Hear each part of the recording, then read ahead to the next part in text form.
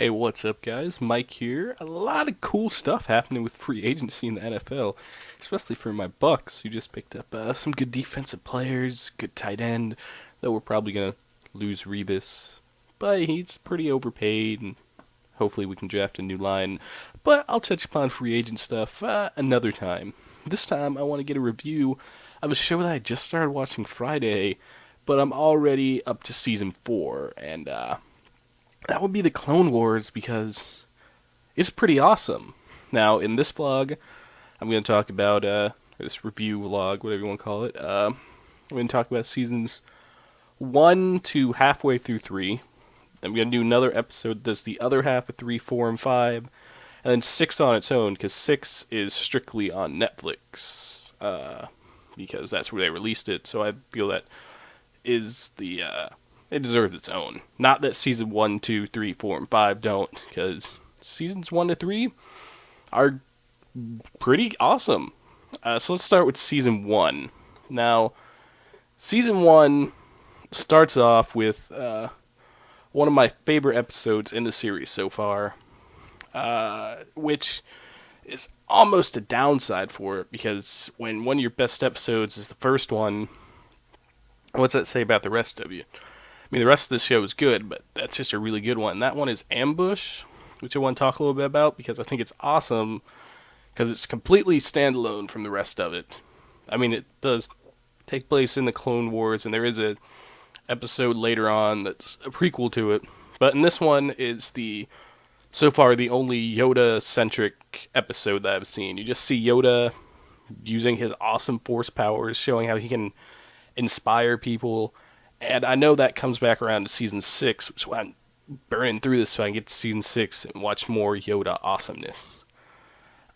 Another couple episodes that are big standouts are the episodes Rookies, which is the first clone-centric one, and in a show called The Clone Wars, it's good they have an episode centered on the clones, and that's a really standout episode. And then another episode is the final episode in the season called Hostage Crisis. Also pretty sweet, and we get introduced to this bounty hunter known as Cad Bane, and that's probably the coolest character that this show has made. Yeah, I'm going to stand by that. Another couple cool ones that they made that are introduced this season are Rex, who is a clone. It's like the main general, he's always there. There's a couple other clones, I can't think of their names right now. And also, later in season 3, we get introduced to a brother of Darth Maul, who is also pretty awesome. Oprah Savage, I think, was his name. But he's the same species. Now, overall in season 1, we're at the beginning of the Clone Wars here. We get a couple arcs about having to take out Grievous's ship. And Grievous is done well in this series, and I think they definitely touched upon the fact that Grievous is not a droid, he's more like a RoboCop, which I don't think they addressed well in the movies, but they did do well in the series. Then we also have a couple episodes with Jar Jar, and surprisingly, at least in season 1, the Jar Jar episodes are not that bothering. We also, later on in the season, get introduced to a group of pirates, and the leader of that pirate is also a cool character.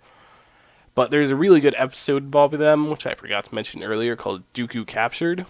And this, basically, Dooku, Anakin, and Obi-Wan have to team up together and get out of this pirate capture place, which is really cool. There's a couple, I think it's a 2-story arc, because this season is separated into arcs. There's some more episodes about war, and there's a couple episodes that are centered on Padme, and these are some of the weaker episodes, but that's okay. But overall, season 1 is really good. The only downside to season 1 is that the main character we're supposed to be following here, even though they do touch on everyone, it's the main new character is Ahsoka, and in season 1, she's too childish and she has to rely on everyone else. You don't really feel like she's a character, she's just an extension of other characters. and I am not a fan of her character in the first season. Another downside was probably the only other downside in season one is that like one of my favorite episodes, the hostage crisis. This episode takes place. I think it's like the latest in what I'm talking about today. It's like near the end of season three is when this episode takes place, and it's just confusing that they would have something so far ahead and not mention that so far ahead, or went back and told past stories where I didn't even realize it was so far ahead until later episodes that we'll get to. But season one, really good. Definitely worth checking out. But the favorite of the three seasons I'm talking about here is season two. Now, we start off with an episode right about Cad Bane again, which is great. We get a couple character arc with them, and that is really good. But what really makes this season the best is an arc that starts with the Mandalorian plot. I think it's a 3 or 4 character arc, and this is really cool because you see that this is not a kid's show, or at least it's not written like one, because this arc is about a terrorist group, and there is suicide bombers, there's neck snapping, there's a bunch of murders, terrorist plots, and it really delves into a kind of a reflection of the situation with America and Iraq, where they're pleading, we don't want to invade this person because that just justifies the terrorist organization. I think that's a cool concept to introduce to kids when it's on TV, so that way later when they look at politics they can be like, okay, that's like when this happened. And it's just also something that is cool to watch as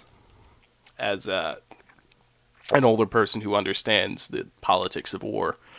And this arc is also cool because we're introduced to Mandalorians, and that's the species that Baba and Jango Fett were and are.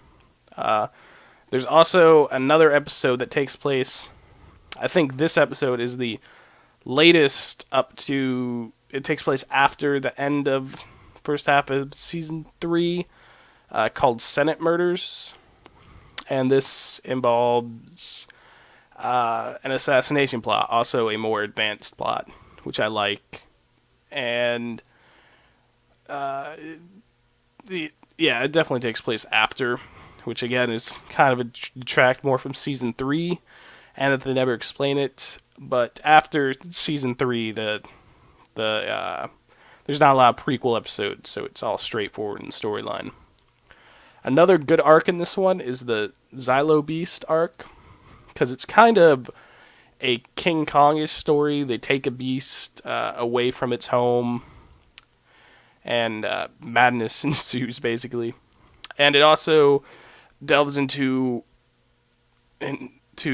should animals be protected? Is it? There's a lot more complex elements. But obviously, one of the greatest arcs in this season 2, which really justifies it, is the last 3 episodes of the season, which are the Boba Fett trilogy. Because young Boba Fett, he wants revenge on Mace Windu, and it's pretty awesome how it all goes down. Definitely makes season 2 my favorite. And then we get into season 3. Again, it's only the first half of season 3, and the first half of season 3 starts off really strong with clone cadets and ARC troopers. These are both a prequel and then a continuation of the story from Rookies from season 1. And I think this is handled well, because to have a prequel as the first episode makes more sense, especially when the episode after that is a direct sequel to what happened in that episode. And again, this focuses on the clones, explains more how they're trained, and it shows that they're people. Then, for about the next 4 or 5 episodes, they're all just kind of boring. There's some good elements in some of them, like Assassin is pretty okay, but for the most part, they're more boring than the rest of the other elements, and they don't really have the more complex themes that it needed.